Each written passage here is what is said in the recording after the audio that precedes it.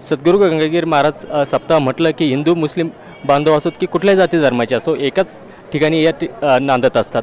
आजही या खंडोबाच्या माळावर जर आपण बघितलं 169 अखंड हरिनाम सप्ताह चालू आहे आणि या ठिकाणी हिंदू मुस्लिम बांधव तन मन धनाने एकत्रही काम करताना दिसतात। ते आर्थिकदृष्ट्या असो श्रमदानाचं असो की कुठलंही असो हे काम करताना दिसतात। आजही आपल्या समोर इथे मुस्लिम बांधव आलेले आहेत। आपण त्यांच्याशी चर्चा करूया की एकूणच जो आध्यात्मिक मध्ये क्षेत्रात काम करताना आपल्याला काय वाटतंय।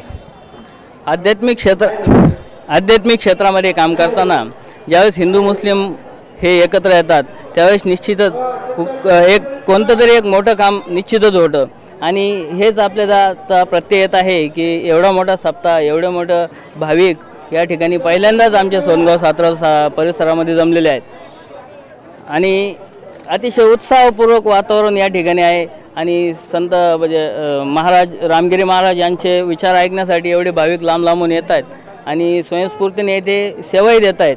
आणि विशेष म्हणजे आमचे सोनगाव सातारा परिसरातील अनेक भाविक येथे फक्त सेवाभावी म्हणून श्रमदानही करतायत आणि आमचे जे मुस्लिम समाज येथे या ठिकाणी आलेले आहेत आम्ही सुद्धा आता थोड्या वेळ श्रमदान निश्चितच करणार आहे। आम्हाला आनंद वाटेल आणि या सप्ताहासाठी आम्ही शुभेच्छा देतो, संपूर्ण भाविकांना शुभेच्छा देतो।